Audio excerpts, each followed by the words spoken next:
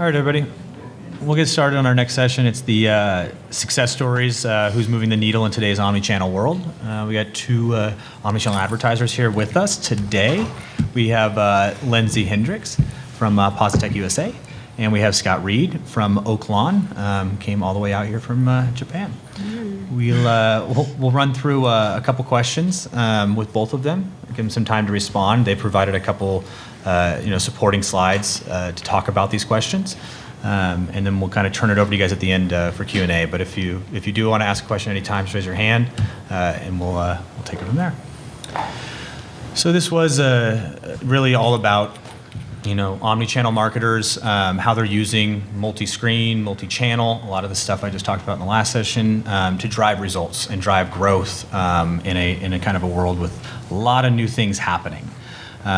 Different innovations, different approaches. I think we have a cool comparison here of a U.S. national marketer versus a Japanese marketer. So some cool differences there. So just we're going to go through some introductions. I'll let them speak about themselves, and then we'll go through these questions. But just to start, Lindsay Hendricks. I'm Lindsay. I am the Senior Marketing Manager for Positec USA. I have 18 years of experience in direct response advertising. Most recently, we have become a full omni-channel advertiser over the past 3 years, with a couple different brands, Works Lawn and Garden Products and Rockwell Tools. I think we have a lot of good insights for you guys that I'm excited to share. We got Scott Reid. Good afternoon. I'm Scott Reid. I'm the COO of Oak Lawn Marketing. We do business as Shop Japan in Japan and other countries of Southeast Asia.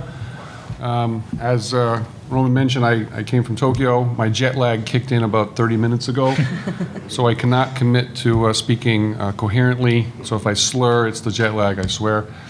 What I can commit to today is I'm an ERA board member, and we constantly talk about the value of education sessions at ERA.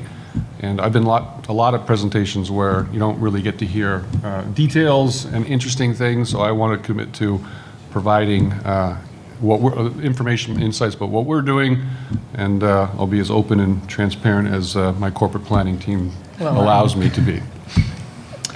Cool. And Roman Bills, the Director of Paid Media Internet Marketing Inc. Work on omnichannel digital campaigns with many clients. We specialize in hospitality, consumer product goods, and kind of healthcare are three major verticals that we focus in on. Got about 10 or 11 years of experience in digital, and a lot of it focused on analytics. So I kind of take media buying and planning from a much more analytical perspective. So for our first question, we want to know, how do these guys approach omni-channel marketing and media buying and planning? So first, I'll let Lindsay Hendricks answer how she approaches. I think the most important thing that I want to express for omnichannel, it is a long-term business strategy. It is not a short-term goal. You really need to be committed to it, and you need to be committed to putting the time and the energy to learn every piece of your business, and committed to the time it's going to take. It's not quick, and it's not easy. And I think the biggest approach for us is we are a very seasonal business. So it presents challenges outside of what a lot of other advertisers have to deal with. So with omnichannel, with long-form TV, we were very restricted on our timing. A lot of spring, a lot of fall, and then our drive to retail was strictly holiday. Omnichannel has truly allowed us to become evergreen. We've been able to, for almost all of our campaigns, run 12 months a year now. So, and profitably. So it's really allowed us to grow our business and develop strategies in the off season that we didn't even know existed. All right. Scott? So, as everybody knows, and I don't need to educate, the world has changed. People are consuming media differently, they're responding differently, and it gives us lots of opportunities and challenges. We've been taking a kind of an omni-channel approach to really consider what is the consumer experience, and to improve that experience and create, not only acquire customers, but improve lifetime value and ultimately make them happy with our products. One of the benefits of being a foreigner living in Japan is I hear words, from the United States, buzzwords, and omni-channel is a buzzword that I started hearing a couple of years ago. And I have to explain what these English words mean to our Japanese team. So I actually have to go and look them up in Wikipedia, what is omnichannel? So I'm not sure who's in the audience today, and I don't want to take too much time, but I think the word omnichannel came from more of a retailer, traditional industry. Is how do you make sure that your brick and mortar stores and your websites were providing a consistent service and the databases were connected, and how did you make sure that you're not going to lose out on an opportunity by not having the opportunity. For us, and I'm sure Lindsay is the same because we're both direct marketers, we kind of, in Japan, we kind of took that omnichannel word and then we came up with our own definition of it. And the next couple slides kind of explain what we think omnichannel is and how we kind of use it. 90s, 80s, we were single channel. It was very easy, very simple business. You put up a 28-minute infomercial, has a phone number in it. You're driving 100% of your response to the call center. You can control the call center. Your competitor wasn't sitting beside you. You could measure everything very directly and 100%. And then we moved into multi-channel, where you started doing the website and getting a little bit more sophisticated. Now we're in the omni-channel world, and it's very sophisticated. There are, I call them very VSPs, very smart people, and you need a lot of VSPs around you to do attribution, all the things, the complicated things that Roman does. But it's a very complicated business. When I teach our employees what we mean by omnichannel, I use this slide, and this is kind of a simple explanation. And we call it reach, response, results, using different media channels to reach our consumers. We've been doing 15-second commercials, 30-second commercials on top of our infomercials, and then driving a response. And our challenge has been how to get transparency in what people are doing in those response channels. And your competitors are sitting beside you in Google, in Yahoo. They are sitting beside you in Amazon. They're trying to take your reach or the response that you've generated. They're trying to take it away. And then how do you optimize the results? So that's kind of our approach. I could talk about it for hours, but I won't. Don't you think it's also, I think the biggest hurdle getting into omnichannel is, especially from traditional direct marketers, is understanding that we're accepting that it's not a one-to-one ratio anymore. You can no longer just have a direct response infomercial that has one phone number and say, I want to buy more of that and I want to cancel some of that. You have to understand that there are so many other pieces that are going to take a longer sales cycle. For me, the biggest challenge with executives that are traditional direct response marketers is the hurdle of overcoming that mentality. And that's our job now, is to train them and educate them and teach them why omni-channel is different and why that one-to-one ratio is no longer the value that it used to be. I agree. And one of our biggest challenges is taking the whole team that was a single channel team, and knew how to do that really well, transition to multi-channel, and then retraining everybody to think in an omni-channel way, to be more patient, that sales don't come within 24 hours, that there is a sales funnel, and teaching new techniques that I'm sure Roman can talk about better than I can, and last touch, first touch, things that you need your very smart people around to be able to analyze for you. So. Yeah, no, I think it's a great point of all the interminglings as well as the legacy perspective of how we approach the media buying. That's very difficult. It's also the sibling rivalry, I like to call it, the channel tug of war. Is it go to this channel, go to that tunnel? Well, who gets credit for it? And you have all your siblings arguing for it, your various channels. Who gets credit, who doesn't? And I think that's one of the opportunities and I think difficulties of omni-channel marketing is there's a lot of different places they can buy. They can go to different places for it. You got competitors next to you on the shelf. You don't always have that problem. It's a good and bad one. If you have a good product and a good marketing, good messaging, it's a good problem to have. If you don't, it's a bad problem to have. So moving on to the next question, kind of segues nicely into how do they both handle attribution and avoid the analysis paralysis and identify the KPIs that matter? I think that's one of the biggest problems with the amount of data that spits out of our attribution tools these days is analysis paralysis. What do we do now? I have 4 people telling me different things and they all sound equally right. What do we do? So with that, Lindsay. Well, I think, don't hate me for saying this, but I don't think you necessarily need to go all in on an attribution platform right away.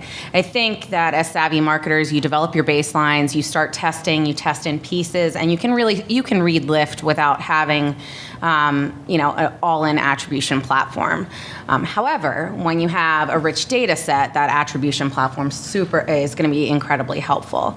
But even with all of those tools, analysis paralysis it does happen. And the CFO wants one answer and the president wants another answer. And as a media person, I want a different answer. And neither of them are right and neither of them are wrong. And that's hard to overcome. So you take the data and all you can do, the great thing about Omnichannel is you can turn something off and see what happens really quickly, which I've done. But that's how you test. It still goes back to our fundamentals of testing. Omnichannel is still a direct marketing channel, and you are going to have analysis problems. You are. If you think you're going to walk before you run. And you need to have good partners in place, and you need to know your business. If anyone told me that I'd be running power tools in February 3 years ago, I would have told them they were crazy, and it would have never worked. You know your business. You evolve with what's going on in the media, and use your data to your benefit. I think spinning off of what I think we kind of said in the last question answer was really understanding the influence of different channels and doing the long-term investment, looking much further out. The dollar spent today sometimes won't come to fruition for 3, 6, 9, 12 months. But you need to have confidence in making those decisions that this is where I need to be, this is the actions I do need to be taking, the people I need to be talking to. It's not always going to pan out in a month-to-month P&L or a quarter-to-quarter P&L. You have to kind of look at it from a much broader perspective. Sometimes you'll invest into a channel that doesn't need it right now, but it is part of your 12-month plan. So you need to get into it, start understanding it, figuring things out, knowing that you're doing it under a learning perspective. And I think it's hard because I kind of already have said it, but every different division in a company has different goals. Your CFO wants one thing, your president wants another thing, your media marketing people want one thing, and sales people want another thing. And to your point, Omnichannel allows us to make all of those people really happy in the end, but some of those people really unhappy in the beginning. Yeah, it's treating all things equal, which is sometimes good, sometimes bad. Yep. To add in, I agree 100% of what everybody's saying, and we're fortunate that our traditional DRTV infomercial-driven business is a profitable business in Japan, and so we're fortunate enough to be able to experiment new media, try this, try that. We're always learning. We're always data centric, and there's so much new, exciting data available. So we're just toning, and there is no analysis paralysis. We're analyzing everything, but we're finding that it's more of it's not a science or an art. It's somewhere in the middle, using data centric, making judgment calls, moving forward. Sometimes we fail, and sometimes we learn. But with that fortunate position of being in a profitable DRTV business, we can afford to take risks and try new things all the time. I'm kind of jealous. Did you come to Japan? And with that, I think we can segue into how Oaklawn approaches attribution. Well, I'm going to leave the attribution to the very smart people. We have a great team. It's our business intelligence team. Is an amazing group of very smart people who talk way over my head sometimes. I know the value of data. And if the data can help me make better decisions about where we should spend our media, how we can make our customers happier, and this is just kind of showing the slide that we look at. We're a brand builder, not only of our products, but of our company, Shop Japan. So we're looking at what is our brand awareness being generated. And when I show you some case studies later on, we're having Omnichannel helps us reach everybody not just the 30% of the population that would respond to traditional DRTV. It allows us to get everybody. So we're looking at, our likability rates. Will people repeat buy? What are they aware of our brand? And then, of course, profit. And I guess just to share, the way that our companies had to change is that I constantly preach that greatness is in the details. And so we used to have a mentality that we had the wholesale division and we had the web division.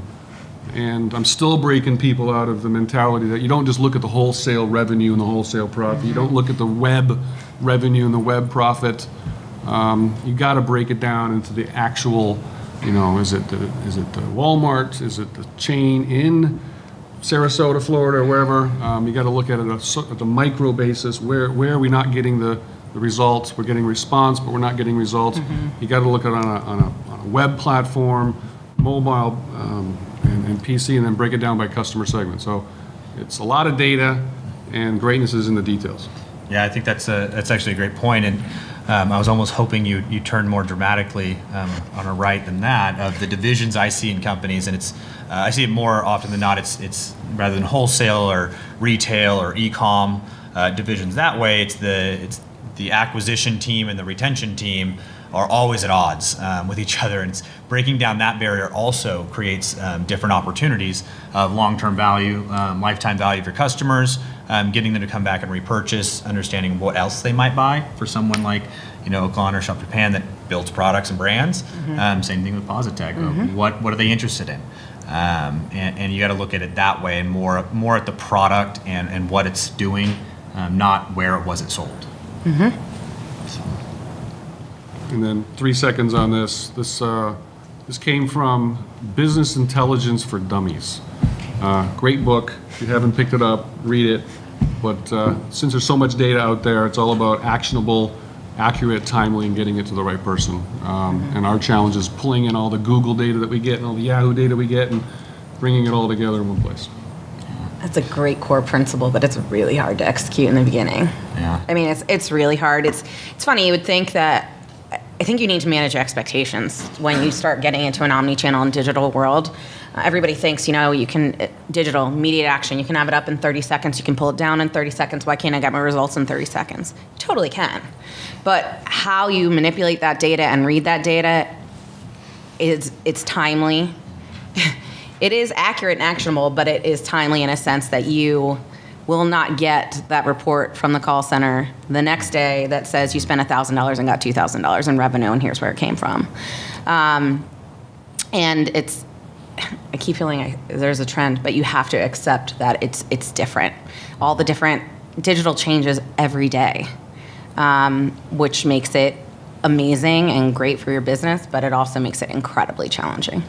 Yeah, I remember someone saying to me, did not realize how much work went into digital. Because it used to be, TV, you kind of reserve by, you set your quarter plan, you execute, you do the postmortem and look in your rearview mirror, figure out what happened. And they don't really understand just how real time and how many levers and knobs there are with digital and how much time it takes to manage all of those. Once you're kind of fine tuning that many levers and knobs, then you have to pull it out and build it into reports. You find out something was wrong with it. What now? Now I got to go scrub the data, clean it up, and it's behind a dashboard I can't do anything behind. So I can't manipulate the data. What do I do? So I know that's been I think a growing pain for the traditional DR marketer moving into an omnichannel world is exactly that. I think they don't Makes realize us really good clients. just how hard it is in digital, just how many things there are. If anybody here has got an email from a programmatic display vendor, I'm pretty sure everybody would raise both hands because there's a million of them, and they're so hard to understand the nuances between, and it makes a huge difference in which one you choose, and then how you manage that one, and then how you attribute that one, and then how you report on that one. So there's a lot of steps that go into it that I think are overlooked when you just initially step into the omnichannel world. I think it's another segue right into how do these guys bridge the gap between traditional and digital? I think that's where we're at right now in the omnichannel developing. Digital kind of went full speed ahead and just left TV in its rearview mirror, and now we're watching TV on digital. So it's really starting to come full circle, and how those things work together, I think, is the new secret sauce we're trying to figure out. Does it mean bridging the gap from creative? Does it bridge the gap targeting? I don't know. You guys tell us. So for us, we're trying to provide great experiences. No matter what channel you're on, we want consistent level of service because we're building our brand Shop Japan. To answer this question, I kind of took it literally, not just about how to bridge traditional media with digital media, but how to bridge the traditional world with the digital world. And so I just had 3 examples. The left, I think it's on the left, is a picture of our True Sleeper brand store. It's a sleep brand, mattresses, sheets, and things. And so just tying in and creating a smooth experience between our mobile sites and our retail sites. You can go to the store and you can order delivering from home and not have to carry a large mattress home. So that's just one example. On the right, the world has changed. Everybody's carrying a smartphone. Our retail packaging is starting to, we're rolling this out, is starting to have a connector with ECRM. You can walk into our retail stores. We're in about 13,000 stores, and on our packaging, it'll show you the value of what's inside. You can get recipes for your frying pan, or how to do, guides for your Positec drill when we bring Positec to Japan next year, and allowing people to have extra value using the technology that they're holding on, and then being able to capture that customer when they register to be able to continue to communicate with them. And then the other thing that we do is that 70% of calls that are coming into our call center are from smartphone. And Japan is kind of unique because we know who is calling from a smartphone, because all cell phone numbers start with a 0. And so immediately our operators are able to determine, okay, this person is physically calling from a smartphone and this person's calling from a landline. And then how do we then move them from the analog world of a telephone to the digital world? After they purchase, we can then follow up using their cell phone through line or through chat to provide their delivery notices and maybe a quick start guide video, and then continue the conversation with them and bridge them over to the digital world. So those are just 3 examples. I think that for us, it's important to know that digital drives traditional and traditional drives digital these days. I feel like when we started putting up websites, it was like, we'll put the URL on because you're going to watch TV and they're going to go to the URL. And then it was, well, you don't need TV, you only need digital. And both feed the funnel now. They feed each other, and they're ultimately helping everyone. I mean, like Wayfair only sells e-com, and they're running TV commercials to get you to go to their website. So I think that, they see the value, and TV's still going to be the mass media. TV's still going to drive such a huge volume. And I think we have an example here in a minute. It's not just about ROI anymore. It's about getting people to your site that you can then remarket them, and they're in your, they're your potential customer, and building that cookie pool and hoping that at some point they're going to buy. And like Roman said a little while ago, it may not be right now. But you've gotten them from something, and it's our job as marketers to close the deal. It just may not be as immediate as it used to be. Yeah, and I think something Scott mentioned about the cell phone identifier in Japan is, nice advantage, knowing right away. But I think the phone call tracking has come a really long way too. Just using one of our preferred partners, the Dialogue Tech. We work with a lot of different advertisers with that, and it has changed a lot of ROI calculations. Understanding what calls, the duration, using features like the dynamic numbers swapping out down to the keyword level, so we actually know across our 4,000 keywords what one actually drove that call. and then we can tell the operator what they actually typed in. Are they comparing products? Did they type in Works tools versus X tools? Did they say that? Because if they said that in the search, and then they call, we can cater to them differently.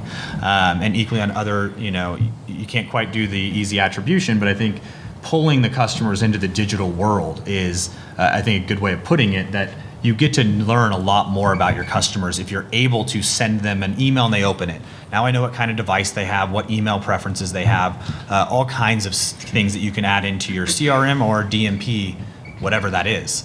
But using those tools to kind of break the barriers, call tracking, or aligning media spends, whatever it is. And I think that for me, I think it's a misconception that people are going from TV straight to digital. I think they complement each other really well. I think that you're still going to have your people that are always going to call the phone number. They may go to your website first, but to the point, using the dynamic phone number tool is pretty awesome. And then, you're going to have people that are just going to go online. We, in the beginning of the season, thought, well, our digital sales were 25% of our business last year, and they're 50% of the business this year, but our call volume's down, so that must mean that our TV customer is going to digital. But if we started doing some demographic profiling and digging into it, it actually wasn't the case at all. We were getting a brand new audience. Response was down, which wasn't great, but at the end of the day, we were getting a brand new audience. They supplementing each other. They didn't replace each other. Yeah. I think we have a slide to. Yeah, we talked a little bit about that. So now we'll dive into just some of the real world examples of campaigns both have ran recently, and how they've looked at it from an omni-channel or online, offline, however you want to talk about it. So this first example. This kind of goes to my point exactly. Positec has an in-house contact center where we have customer support, but the agents also do sell. So if you call in and say you want spools, they are very well trained at selling you another tool. So we are very fortunate that way. But if you look at year over year, our TV spending was only up about 25%. Our digital spending doubled. But the phone sales from the web phone number, that's the phone number that was on my homepage, on my URL, in the upper right-hand corner in like a size 10 font, was up 81% year over year. So it goes back to the digital feeding TV and TV feeding digital. Yeah, I think in that example too, we were not taking any credit against the digital advertising spends. Correct. All of the increase in call center sales from that phone number were not being factored into ROI calculations. Correct. So that, I think, is another one where you start unlocking, wow, okay, these things are starting to draw parallel trends, which I think the next one speaks exactly to seeing multiple channels follow the same trend. Yeah, and I don't think this one's going to surprise many people, but for me, to see the trend lines mirror so well over time was pretty impressive. This is Amazon sales versus our long form spending versus our digital sales. Obviously, Amazon, huge e-commerce provider. I think it's about 30% from what I read about everyone's total online sales. But understanding what people's behaviors were and if they were going to go to Amazon, in certain cases, it didn't matter what promos we offered on our website. Mm-hmm. We competed with Amazon. We went free shipping and handling. It did not matter. Those people were still going to go. I'm a Prime customer. I'm going to go to Prime first. Me too. Yeah. Alexa is my best friend. Right. I order everything through her now. But understanding that, again, this is a situation where digital doesn't get credit for this. Mm-hmm. This is just, my Amazon salesperson got a lot of credit for that, but digital media did not get credit for that. Mm-hmm. So understanding that there were two other funnels in our business that were directly benefiting from our omnichannel marketing, that our omnichannel marketing was not taking into account on our ROI. And these are much harder and much more intangible with a multi-touch attribution. I don't have a conversion pixel on Amazon's confirmation page or eBay's or Home Depot or Lowe's or whoever. Yeah. I don't have that ability to drop a cookie or do a device matching the way that you would on our .com or on our call center or other channels. So it's always lived outside the scope of omnichannel. but it does have a huge portion, in overall, just performance. And this is, it just reiterates everything. This is short form media. This, again, I said it's not just about sales. It's getting people on your site, getting them in your prospecting and remarketing funnel, and being able to sell them later. They may have responded to the GT ad, but they might really like that arrow cart and come back later and buy it. So this is brand search impressions overlaid on top of my media spending, and it's a perfect mirror. It's pretty remarkable. So again, CFO, how did the short form drive digital sales? Didn't look so good. My MER wasn't good at all. But paid search was up quite a bit. Yep. Wait, it draws the exact same trend line as TV spending. Yep. So we have many more people coming in through brand search because we spent a bunch of money on TV. Who would have thunk it? Yep. So I think that's where you start drawing these parallels and seeing how short form maybe influences things different than long form. Long form has a little bit longer of a lead time. It takes up to a week or a week and a half for somebody to respond to it digitally, where you'd expect it to be right away. Where short form is much more immediate. It's day of. You're going to get an immediate impact out of it, but it falls off right away. And I think to a point that's kind of instinctive, but it's also understanding that as direct marketers, we want the results right now, and you're just not always going to get it. Yeah. And then just to kind of add to that before I go through these slides, but I get really excited when we can understand the customer behavior. So when you understand the behavior, you can really affect the marketing. And my slides with charts would look very similar to Lindsay's. And we see instant spike to smartphone search when we're doing 30-second commercials, different from long form. So it's just, there's so much data out there that's helping us to be a better marketer. It's just the challenge is integrating it all. This is just an example of, we're kind of fortunate we have access to data that maybe not everybody in Japan has, but where are people, this is kind of using big data, where are people at what time of day to be able to optimize where we're spending media, their age, different demographic information, similar for how do we optimize our retail displays based on where people are at this particular mall versus this particular mall, age demographics and things. And then I just use as a real life study something that we had a great success with in the last couple of years, a product called WonderCore. We used an omnichannel approach. IMC was our buzzword about 3 years ago, integrated marketing communications. Making sure the creative was consistent and the messaging was consistent in all channels. Infomercial was how it started.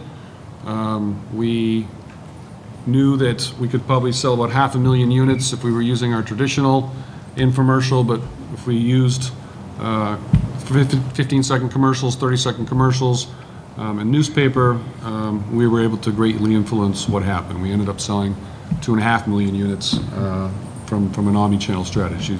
And you can see that the biggest impact was at retail, using 15-second commercials and 30-second commercials to drive our Rakuten, which is the equivalent of Amazon in the States, and retail. And then the other benefit we got, again, being interested in creating our brand awareness of Shop Japan.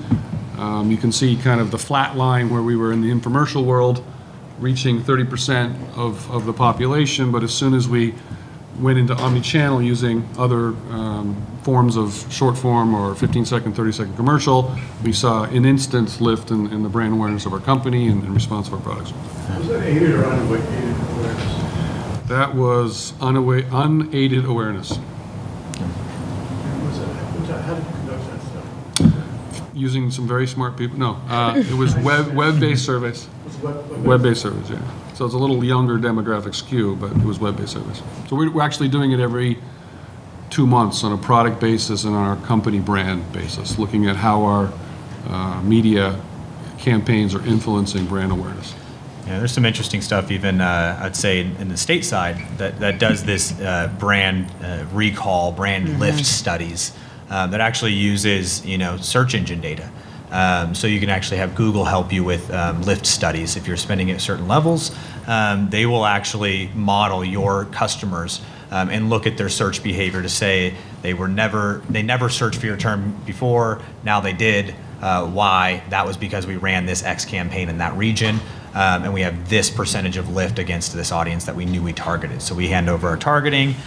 They look for behavior within that audience to see what the propensity to come and look for us is, which adds a little bit more to it than the sample set surveying that I know a lot of the brand lift recall studies are based on. This actually is the behavioral based.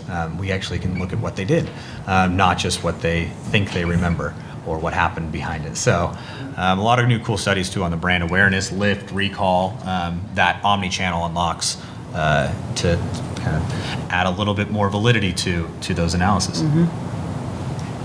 Last one. Great. And then takeaways, or our key learnings, I guess, just to kind of reiterate what we've both been talking about, but using big data. There's a lot of data out there. We're still trying to figure out how to get it all into the one place and get it to the right people in a timely fashion, but it's exciting and a great opportunity. Remove the silos. And again, we're still struggling to do that and changing everybody's mind. We don't have it perfected.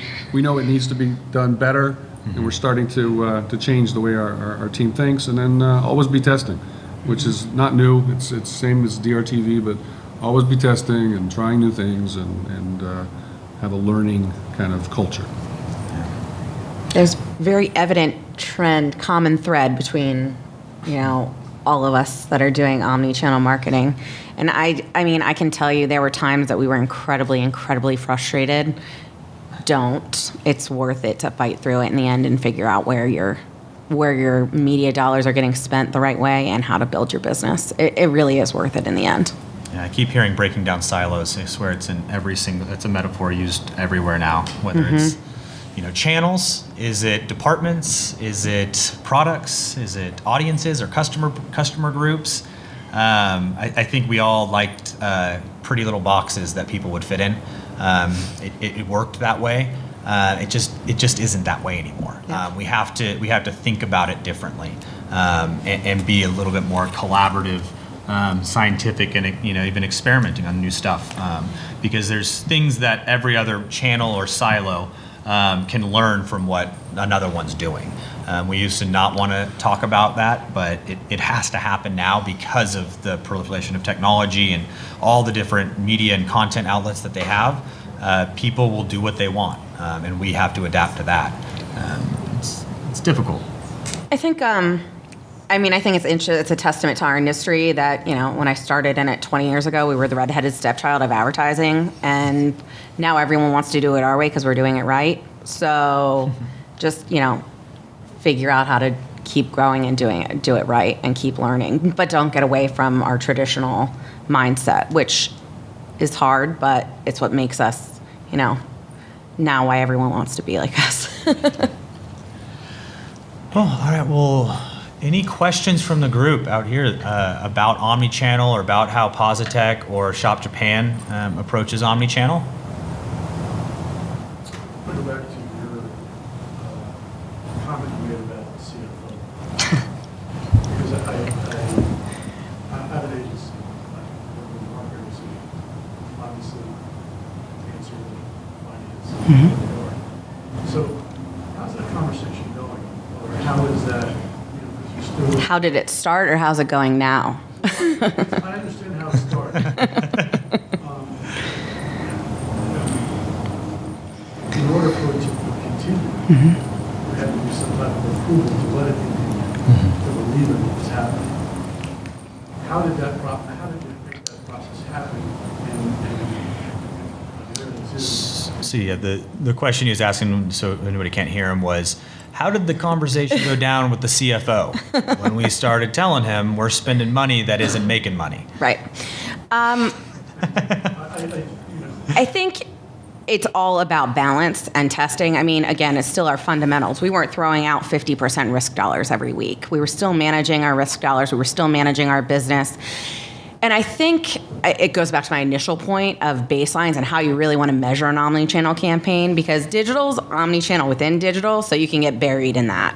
If you're really still measuring on a bottom line while you're getting all your processes in place and managing it in a smart way, it was a lot easier of a conversation. Now the string got a lot shorter, the rope got a lot shorter as we kept going and kept going and kept going.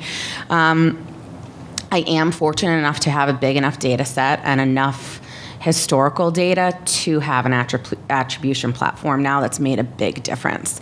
For me, the biggest sales factor with the CEO, because obviously we're selling to our CEOs, was to be able to show the numbers. Was really once I got to the point where I could say, look, you don't think prospecting's working. You told me to turn it off. We shut down our entire funnel. Now nothing's working. I'm turning it back on. It's working. Oh, and by the way, here's this report that says, this is a huge win. A couple weeks ago, email marketing has stood on its own within our organization for years. I mean, it does 20 to 1s. It's ridiculous. It's awesome. But I said, well, I want to take some credit for those sales. And like, well, why would you? Email's on its own. I'm like, don't you think more people are on that site now because we're doing digital marketing? And we did an attribution report that said 50% of the people that closed on my most recent email were first touched by one of our ads on digital ad. And that's what my CFO did.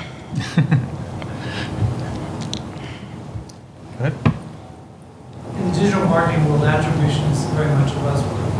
And it's a science. You get a lot of smart people doing it, but it's very hard. Actually, you don't know what the right numbers are or what isn't right. And you're talking about attribution. You're talking about attribution platform. What have you been using an attribution platform standpoint? You were telling me, convincing people that actually the first touch. What technologies do you use to? Yeah, so the question was, for any who didn't hear it, was about attribution. How are they approaching it? What technologies? It's a very complicated thing. Is there anything in particular that either of you guys are using? I can answer, obviously, in spades of many different ways I've approached it, but attribution and how you decide who you give credit to, I guess. I don't think we've answered that question. I don't think you do. I mean, I think it's kind of somewhat of a leap of faith in certain aspects. And I mean, your last session, there are 6 different ways you can give credit to that last touch. It's all a process. It's a learning curve. I mean, there are tools. We've used Convertro, which seems to be, Convertro is good because we can put in our TV as well. But and it brings a lot of different. So Convertro's multi-touch attribution. It does all attribution models. It specializes in an algorithmic model that basically does behavioral scoring for your converters, the people that make it to the end of the tunnel. What do they look like, and what marketing had touched them? And if a touch point was associated with them at a higher rate or lower rate, it starts doing some indexing and regression modeling to decide. A paid search click usually means it's very influential because most people that click on a paid search ad convert. Meanwhile, a retargeting banner, everybody has 100 of them. They can't be that valuable. So they don't give very much credit to the retargeting banner impressions. But I think more specifically, how do you approach attribution and what tools and what's the right answer? I think I spoke in the last session, but it's managing the differences between tracking platforms is one of the easier ways to do that. So an example I was using earlier was, and I think she alluded to, an email drops, and you see a big spike in brand search and remarketing performance. If you were trending, your channel performance that you pulled from Google Analytics next to your publisher, whether that's AdRoll or Criteo or whatever it is, and you look, like, here's my retargeting revenue, and then here's the Google Analytics retargeting revenue. The AdRoll or the Criteo of the world is going to think they did a ton of work in 1 or 2 days. They found a bunch of people. No, actually, email called a bunch of people out to market. I think this is the inverse of what kind of she was explaining, but it's a way to judge how different channels are influencing one another is by comparing kind of whatever you want to deem your source of truth. Google Analytics is the easy universal answer, and plotting next to that your individual platform metrics, and you'll see variances grow and shrink based on actions you're making, promotions you're putting out there, emails you're dropping, TV you're launching, whatever it is. You'll start seeing deviation from normal. And I think it's important. Attribution is a super huge buzzword, but if you're not at a point in your organization where you can commit that type of time and money to that type of platform, there are still ways to walk before you run. I alluded to it earlier. Prior to us having an attribution platform, no one believed in prospecting except for, I think, all the three of us, the stable. No one believed in it. I mean, it was just a waste of money. So you turn it off. Shut it off. See what it does to the rest of your business. Shut it off for 3 weeks. You know, I mean, there were ways, especially within digital, that you could, test without spending thousands and thousands of dollars a month. Is it pure science? No. Is it at least a guideline, a benchmark for you? Absolutely. Yeah, I don't have the answer to the what is the attribution platform that should be used. We're still looking for it. And as I said, and I reiterate, it's an art and a science somewhere in the middle. The CFO question, it's a difficult and very important conversation. And I actually wish our CFO was a little bit more vocal and demanding. It's me that's expecting the profitability. You have to involve everybody. You have to explain what we're doing. But there needs to be accountability. And again, you're always testing. You're small. Remember the submarine movie where he turns left every once in a while to see if someone, turning off your prospecting is kind of like that. Is what we're doing making sense? But you're always testing, and you're always trying new things, and that's the way we've been doing it. And I'll be the devil's advocate to try not to contradict it too much. That is not as easy, the break or reset, as it used to be. The multi-channel, and kind of going to where you're talking about, very linear multi-channel, now we're omni-channel. We'll turn off one tactic and expect to see motion. We'll expect something to change, and nothing changed. Turn off another one. Nothing's changing. Turn off another one. Nothing's changing. Okay, 3 weeks into turning things off day over day, everything's falling off now. Now, turn it all back on, and you start going to the pendulum swinging drastically left and right. And it's because the slices of the pie, the distribution of your money are much smaller. It used to be TV, print, radio. You got 50% TV, 25% print, 25% radio. Very simple 3 variables that you can turn on and off, figure out what happens. Omnichannel, now you're dealing with paid search, display, prospecting, retargeting, rich media, video, native, social ads. And then you layer that on top of varying TV. Now you have multiple networks and channels and time of day and companion. A ton of different variables that layer into it. So when you do start doing the break or reset or the turning left, you do have to have a hypothesis before you do it. A lot of people will do it with the hypothesis that ROI will go up if I turn this off. Turn it off, it didn't go up. Crap. Or it goes up for like a week or two, and then exactly. falls through the floor. And your brand search starts falling off, or whatever it is. So making sure before you do those things, I always actually hold back on responding to clients that ask to do the hard break or reset. I'm like, let's take one step at a time. Why? What are you trying to accomplish? What is it that's not working? Understand really the idea behind that proposal, because obviously as the media buying guy, I never want to turn anything off. I had faith in my plan when I built it, but understanding why you're making changes before you do it is more important in the omni-channel world than it was in prior. So, any other questions? You got 3 fast talkers, so I think we might have some extra time at the end. Alex? I'm curious about the earlier stages, perhaps the testing stages of a new product launch.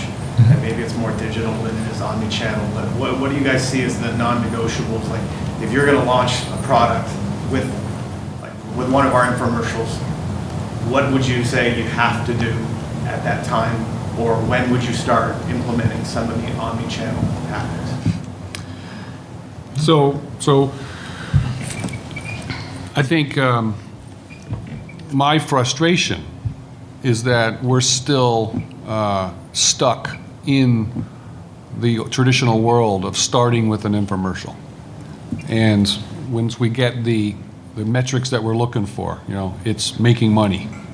In Japan, we can actually still do that with an infomercial. There's 20 TV channels. People aren't, it's not as fragmented as in the States. So we still are dependent when we launch new products on, or too much dependence. We break out of it every once in a while, but still too dependent on the traditional, okay, launch a product using a DR TV spot, look for that KPI that, okay, it's breaking even or making money. Then we go on and we're getting very good at expanding and taking advantage of all the other media that's out there and using it, synergistically together in an omni-channel fashion. But I was sharing at the CEO Summit today that one of our challenges is figuring out, okay, how do you launch a product through digital media? If Lindsay has figured that out, I'd love to hear the answer of how to do that. You can't. I figured that out. You have? Yeah. Okay. Soon. And I actually am a little different because we only advertise in the United States. So when we launch a product, we commit to omni-channel. So, and I am primarily long form. So we'll go out with long form, and then we'll start with digital prospecting a couple weeks prior to our long form being out there. So we're just building some interest in our brand, and it's inexpensive. I mean, we're not talking $50,000. We're talking very small budgets to get your name out there a little bit.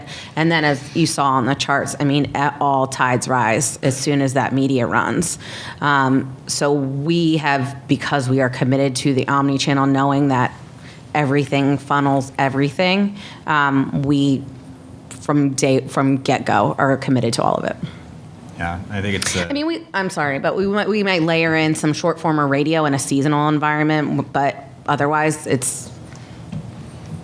we're committed from the beginning. Coming from the digital guy, digital's the non-negotiable part of it. But I think it that does have more truth to it than on the face value that we go online to do our research. And I think in being selfish of normally saying we need to do advertising to get awareness. I know there's been some sessions today about, or even tomorrow, about content marketing and influencer marketing and reaching out to people that customers traditionally, look to for answers, whether it's a YouTube channel or a blog or a how-to article or whatever it is. Sourcing those before you push your first big media burst gives your customers something to look at and validate their assumptions or decision. So I think content marketing it has some blurring lines lately, especially into the paid and content syndication and what's real, what's not, the native kind of ghost of the world. You don't know if it's really sponsored or not, which is awesome and not. So there's some tactics I've even used of pushing people to those articles during a product launch. So say you partner with AOL or another complex media or one of these big publishers. You can partner with those guys and actually use media within their network to elevate your content that you've then sourced with them. And that goes in conjunction with a TV burst, radio, all digital channels chugging along, following the basic rules of move from the bottom of the funnel up. Make sure you've checked all of your boxes on demand capture before you go to demand generation. If you don't have demand capture dialed in, which is it's a much more complex question, demand capture these days, because again, you can go to one of 25 different places to get a review on a product. Having those things out there before you launch makes a huge difference. Anybody else? Omnichannel, power tools, sheets? No? All right. Thank you, guys. Thank you. Good job. Good job.